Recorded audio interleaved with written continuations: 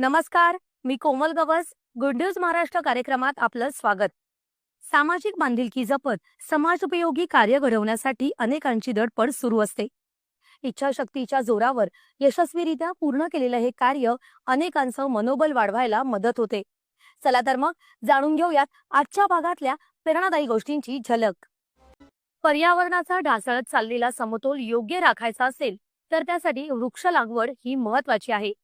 त्या दृष्टीनं पालघरमध्ये जिल्हा परिषदेच्या शाळेचे शिक्षक दीपक देसले आणि विद्यार्थ्यांनी सीडबॉल तयार करण्याचा अभिनव उपक्रम हाती घेतलाय. यंदा या शाळेतल्या विद्यार्थ्यांनी 45,000 सीडबॉल तयार केले आहेत. या बिया राज्यातल्या विविध जिल्ह्यात पाठवल्या आहेत. यामुळे खऱ्या अर्थानं पर्यावरण संवर्धनासाठी मोठा हातभार लागणार आहे. जाणून घेऊयात या उपक्रमाविषयी. आपण निसर्गाचं देणं लागतो या सामाजिक भावनेतून पालघरमधील जिल्हा परिषद शाळेतील दीपक देसले या शिक्षकानं वृक्ष लागवडीचा विडा उचललाय. देसले यांनी शाळेतील मुलांना घेऊन एक शक्कल लढवली, ज्यायोगे गेल्या 4 वर्षांपासून वृक्ष लागवड केली जाते. डहाणू तालुक्यातल्या लिलकपाडा इथल्या जिल्हा परिषद शाळेत देसले यांच्या मार्गदर्शनाखाली विद्यार्थी सीड बॉल तयार करतात. सीड बॉल तयार करण्यासाठी बेहडा, आपटा, बहावा, चिंच, लांजरा, रिठा, बेल यासारख्या आयुर्वेदिक बिया गोळा केल्या जातात. त्यानंतर रक्तचंदन, ढोरगुंज, लालगुंज, करंज, बोर, अभय अशा झाडांच्या बिया इतर ठिकाणाहून आणायच्या. शेवटी माती, गांडूळ खत आणि या विविध झाडांच्या बिया हे सर्व एकत्रित करून त्यापासून हे सीड बॉल तयार करायचे. आमच्या मुलांची पर्यावरणाविषयी जनजागृती होण्यासाठी आणि पर्यावरणाचं महत्त्व वाढण्यासाठी गेल्या 4 वर्षापासून सीडबॉल ही एक संकल्पना मी राबवून घेतो. या सीडबॉलसाठी जवळजवळ मला 130 किलो बिया उपलब्ध झाल्या. बडोद्याचे अवधूत नगरकर यांचे वडोशर ट्रस्टकडून मला काही बिया मिळाल्या.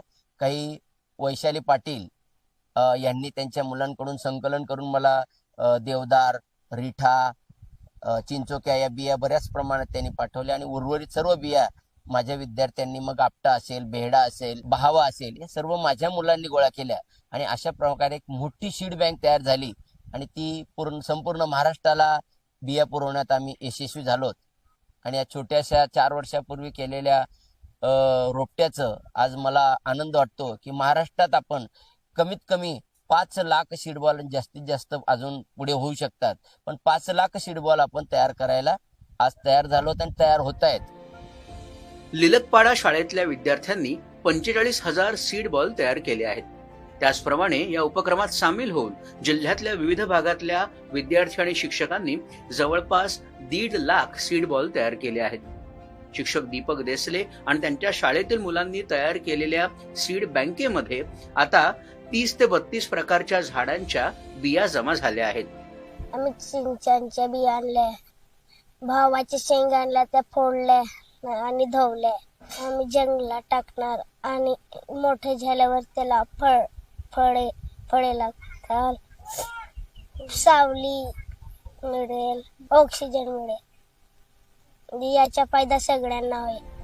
यंदा पालघर जिल्ह्यासह धुळे, लातूर, सांगली, सातारा, कोल्हापूर, पुणे, अहिल्यानगर, रायगड, नवी मुंबई, अमरावती, अकोला, नांदेड, चंद्रपूर, अहमदनगर या शहरात या बिया पाठवल्या गेल्यात. या माध्यमातून विविध भागातील शिक्षक आणि विद्यार्थी या पर्यावरणपूरक उपक्रमाशी जोडले गेले असून त्यांनी देखील आपापल्या भागात हा सीड बॉलचा उपक्रम सुरू केला आहे.